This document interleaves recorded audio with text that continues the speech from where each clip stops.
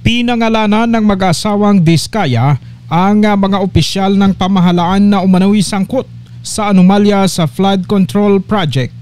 Isa sa mga nabanggit ay ang dating congressman ng Aklan. Sa pagsisiyasat ng news team, napag-alaman na may ilang proyekto ang mga Diskaya sa Aklan, katulad ng kalsadang ito sa Makato, Aklan. Isa pa sa kanilang proyekto ay ang flood control project na ito sa Malinaw, Aklan na may 78 milyong pesos na budget. Matapos naming manalo sa mga bidding, may mga opisyal mula sa DPWs ang lumalapit sa amin para humingi at kumuha ng bahagi niya sa halaga ng proyekto. Ang hinihingi nilang porsyento ay hindi bababa sa 10% at umaabot pa sa 25% na naging kondisyon upang hindi maipit ang implementasyon ng kontrata.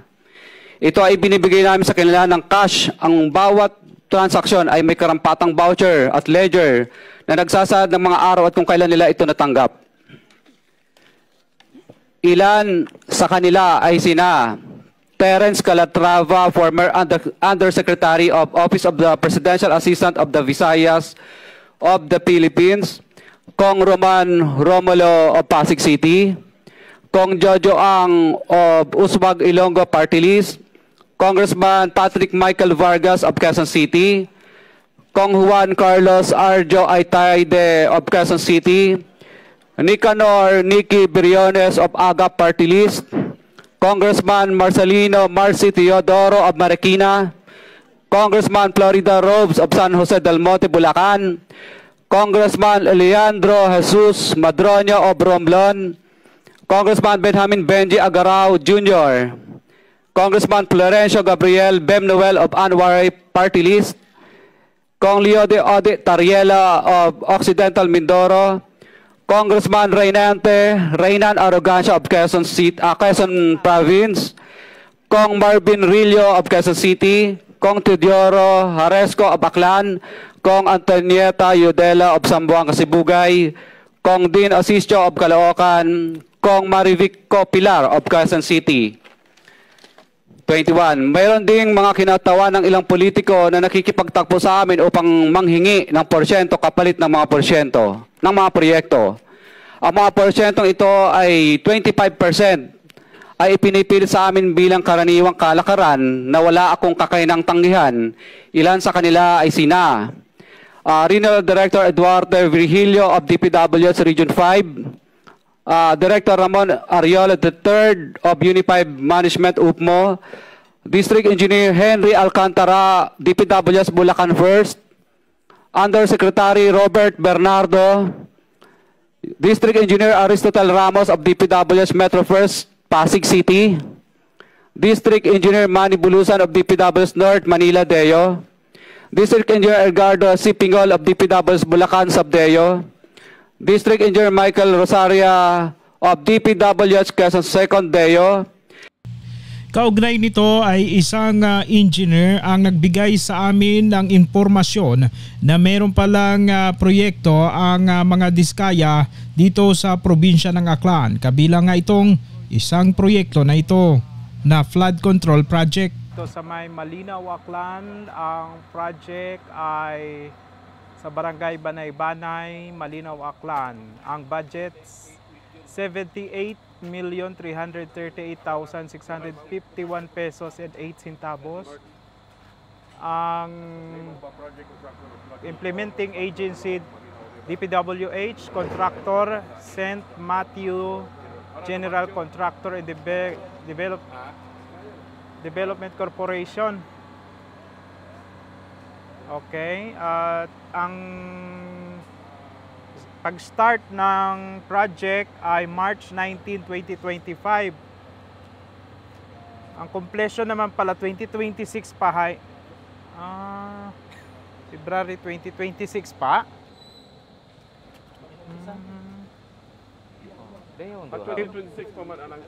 Hindi pa naman ito tapos pala, February 2026 pa.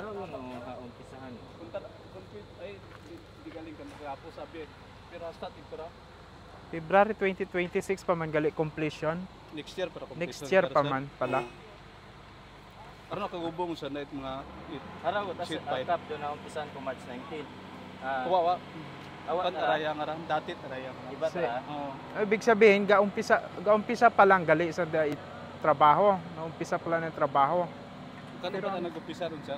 Pero ang trabaho March 19. Tapos di ba may diyong panyani pag diyong panit election ay laban ni mao. March. Ay, ganun pala. Pansalat uman July ta sana nag-start uman. Election banning. Opo. Yan pala. Kay Diskaya pala ito, Kap, na ano? Na ano? Para yung macho. Oh, sa kanya to, no? Sa kanila to, no? Galing do subcontractor ko na ito na Mariano. Ano nag-subcontract? Jono de la Cruz Construction.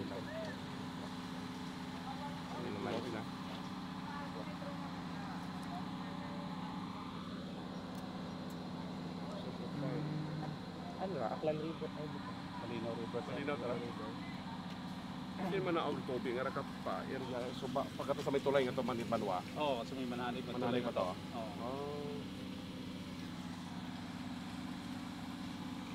March, April, May, June, July, August. Dahil na sir, pati rin karsada ang abot. Di ba yan no?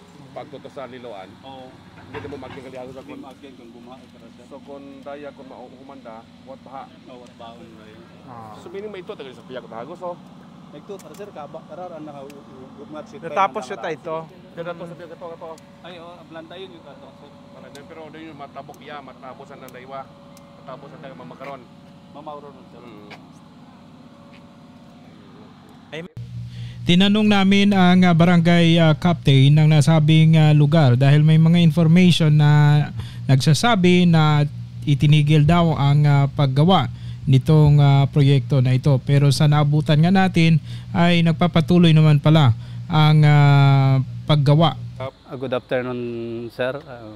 Good afternoon kinatanan. Ano ro status ko project, flood control project it Banay-Banay Cap? As nakita nyo man sa likod, ongoing makaroon yung kwan, implementation it project. Kung ginahambay agin papundo, haywa gida magpundo halin pa yung kwan. Nagpundo yung ra imaw kumay dahil election time, ang banning period. Sa makaroon ay kita nyo man, dire-diretso trabaho itabo. Mga pilang porsyento kon Cap do natapos? Sa makaroon is mga 25 to 30% ro natapos yun. Partial po yan man. Nakabutang sa project billboard no ay mamanday mo mga February 2026 pa matapos ro project. Kano sanda nagumpisa iyo kapitan? Nitong Marso 2025, nagumpisa ang pagsasagawa ng proyekto. Pero nito raw eleksyon ay itinigil ito. Pagkatapos nitong Hulyo ay muling bumalik sa pag-implement ng project itong mga kontraktor. At hanggang sa ngayon ay nagpapatuloy pa. Ang kontraktor matuod Kap nga sa pamilya Diskaya. So ano? Oh yes, minatuod nga ro contractor is it pamilya Diskaya dahil ro company is in Macho. Gaano ra kahaba ro revetment wall nga rakap nga nagabalor 78 million.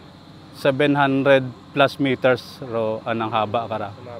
Tanan niya taron niya sa barangay. Sa ngayon ay sinisiguradong maging maayos ang implementation ng project na ito. Sakaling matapos sa taong 2026 ay napakalaking tulong raw ito sa kanilang barangay. Kinanganon it Banay-Banay dahil ibang barangay man nga gaagi iya dahil kung bumaha di karaya sa among karsada hindi on kaagi ro barangay San Roque, Tigpalas, Liloan, Cogon, San Dimas, Agusman. Dahil madagong lutubi sa karsada di nga ni. Sa kasalukuyan nga ay nalalagay sa matinding iskandalo at kontrobersiya ang pamilya Diskaya. Kaya hindi rin mawala sa isipan ng barangay captain kung matutuloy ba at matatapos ang proyektong ito. Kaya tinanong niya na raw ang project engineer tungkol dito. Tugon raw ng project engineer kay Kapitan, sa ngayon raw ay wala pa namang utos na itigil ang proyekto. Ano man raw ang kanilang matapos ay babayaran sila ng construction company na pagmamay-ari ni Diskaya. Napag-alamang pinasubcontract pala nila ang proyekto sa isa pang kontraktor dito sa Aklan. Sa makarong ko na paman ito yung one ka na nga ipapundor project o kung ano ang hiobra nanda ay pagabayaran mataranda nga inobrahan kundi yung one. Pa-subcontract it local naton nga construction firm yes Aklan. Aklanon da? Aklanon taga Marianos naman siya ro. Subcontractor. Mula dito sa Barangay Banay-Banay, Malinaw, Aklan, ako si Kapobs Archie Hilario ng PV News Online.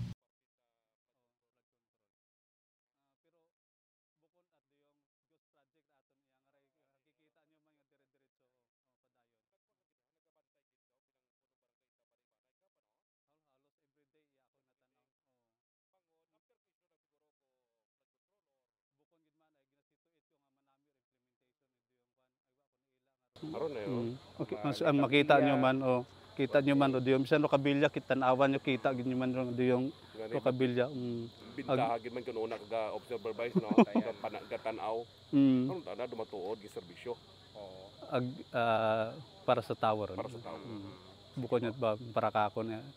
Sa pumuyo it taga Banay-Banay sa Liloan, San Roque. San Roque ng area. May mga ano pa, mga upcoming mga projects pag nga para sa suba or flood control projects or dayawan ag makompleto ro may kugang pa ta kami kon sa unahan masugno kami sa poblasyon galing ay siyempre makaron ay controversial flood control di nato masayran kun hitawan pa it another budget matapos yun on yararo issue sa kalang siguro man ron. Sige. Thank you. Thank you.